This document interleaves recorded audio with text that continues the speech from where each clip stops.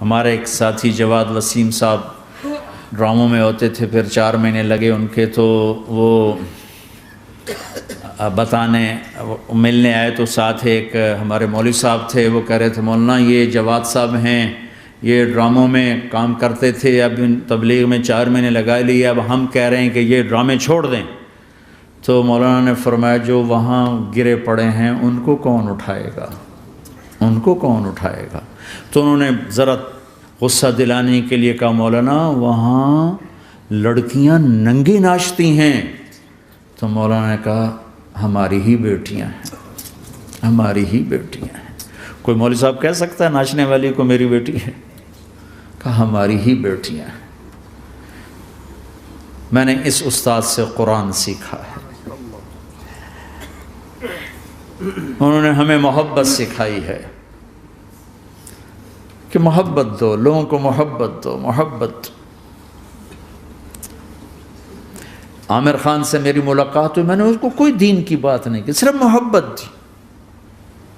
اب تک اس کے میسیج آتے کہ میں زندگی میں کسی سے متاثر نہیں ہوا، تم پہلے آدمی ہو جس سے میں متاثر ہوں، میں نے کوئی جادو کیا، صرف محبت۔ لوگوں کو محبت دو، قریب ہوں گے۔ میں جب گیا بڑی مشکل سے اللہ نے، ملاقات کا کوئی راستہ ہی نہیں تھا، وہ مجھے نہیں جانتا تھا، میں اسے نہیں جانتا تھا، تو کوئی موقع نہیں مل رہا تھا ملاقات کا۔ تو اللہ نے شاہد آفریدی کو بھیج دیا۔ شاہد آفریدی اس کی دوستی تھی، ہمارا جو کرکٹر ہے۔ میں نے اس سے فون پر کہا یار میری ملاقات تو کرا، اس نے ملاقات کروائی۔ تو اس نے مجھے کہا آدھا گھنٹہ ہے، آدھا گھنٹہ۔ جب میں پہنچا میکسیمم پونا گھنٹہ، میں کہا ٹھیک۔ میں گیا تو وہ سہما ہوا چہرہ کہ بھئی مولانا آ گیا، پتہ نہیں کیا کہیں گے، بھئی یہ تو کیا کر رہا ہے، تو حرام کر رہا ہے، ناچ رہا ہے، گا رہا ہے، توبہ کر، ابھی تیرے لیے دوزخ کا فیصلہ ہو جائے، پتہ نہیں کیا ہوگا۔ وہ ڈرا ہوا، سہما ہوا تھا۔ تو میرا ایک دور کالج لائف تھا، میرے اللہ نے مجھے ہدایت دی، اور میں 3 دن کے لیے میں اس دوست کو، اس کی نسلوں کو دعائیں دیتا ہوں جو مجھے زبردستی پکڑ کے لے گیا۔ نہ میرا تبلیغ سے کوئی تعلق، نہ واسطہ، نہ میں کوئی ان سے متاثر۔ ایک لڑکا تھا، بنگالی تھا، گشت کرتا تھا، لیکن میں اس سے ذرا متاثر نہیں ہوا۔ میرا دوست متاثر ہو گیا تھا، تو میں تو ان کے قریب سے نہیں گزرتا تھا۔ تو وہ اور میں اسکول میں اکٹھے آ رہے تھے، کالج میں اکٹھے آ رہے تھے۔ تو وہ متاثر ہوا، وہ 3 دن کے لیے جا رہا تھا، تو مجھے بتائے بغیر میرا ہاتھ پکڑ کے لے گیا، مجھے کام ہے چلو میرے ساتھ۔ اور میں اس کو انکار نہیں کر سکتا تھا، یہ میرا اس کا تعلق تھا۔ اب بھی اسی طرح بھائیوں جیسا تعلق، میں اس کا احسان ماں، مجھے زبردستی لے گیا۔ ہمارے پنجابی کی مثال ہے کبے نو لت لگی، اس سیدھا ہو گیا۔ وہ جو ہوتا ہے ہنچ بیک ہوتا ہے نا، اس کو کسی نے لات ماری تو سیدھا ہو گیا۔ مہربانی بھائی تیری لات سے میں سیدھا ہو گیا، تو مجھے تو وہ کبے والی لت پہ گئی۔ تو اللہ نے مجھے اس طرف لگا دیا۔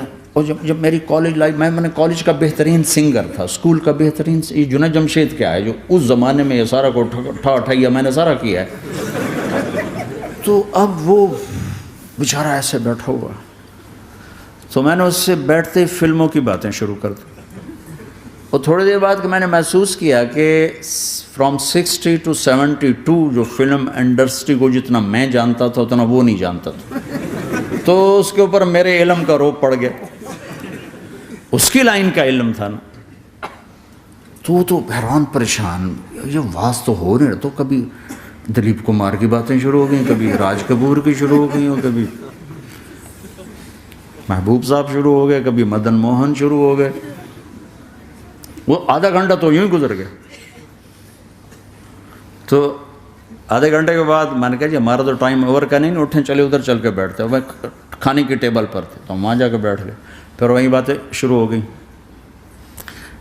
جب اس کا سارا خوف دور ہو گیا اور ریلیکس ہو گیا، اس میں پونے گھنٹے سے 50 منٹ گزر گئے تھے، تو پھر میں نے کہا عامر بھائی آپ حج پہ آئے ہیں، اگر آپ اجازت دیں تو آپ کو اپنے نبی کا حج سناؤں؟ کہنے لگے ہاں جی ضرور سنائی۔ پھر میں 1.25 گھنٹہ بولتا رہا، اور وہ ایسے کر کے یہاں سے وہ یوں نہیں ہوا، 1.25 گھنٹہ ایسے بیٹھ کے یوں سنتا، ہلا نہیں اپنی جگہ سے۔ لوگ محبت کے بھوکے ہیں، تم فتوے دینا شروع کر دیتے۔